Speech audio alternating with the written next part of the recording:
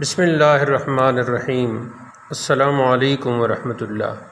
دوستو، اس ویڈیو میں ہم ایک ایسی حدیث پیش کرنے لگے ہیں جو آج کل اس کو سمجھنے کی بہت سخت ضرورت ہے، اور وہ اس حدیث میں کا مفہوم یہ ہے کہ ایک شخص کی اس پر بخشش ہو گئی کہ وہ قرض داروں کو مہلت دیتا تھا، اور جو بہت ہی غریب اور تنگ دست ہوتے تھے ان کو معاف کر دیتا تھا۔ تو یہ حدیث صحیح بخاری اور صحیح مسلم میں موجود ہے، سماعت فرمائیے۔ رسول اللہ صلی اللہ علیہ وسلم نے فرمایا، ایک شخص فوت ہوا تو اس سے سوال ہوا کہ تمہارے پاس کوئی نیکی ہے؟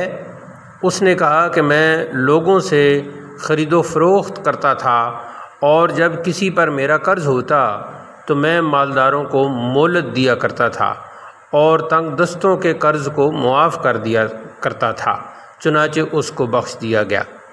تو محترم سامعین، آج کل چونکہ بہت ہی عجیب و غریب وقت چل رہا ہے اور لوگوں کے حالات بھی بہت عجیب و غریب نہج پر پہنچ چکے ہیں، تو اس لیے اگر کسی نے آپ کا قرض دینا ہو تو اسے ضرور مہلت دیں تاکہ وہ آپ کا قرض اچھے انداز میں آپ کو واپس کر سکے۔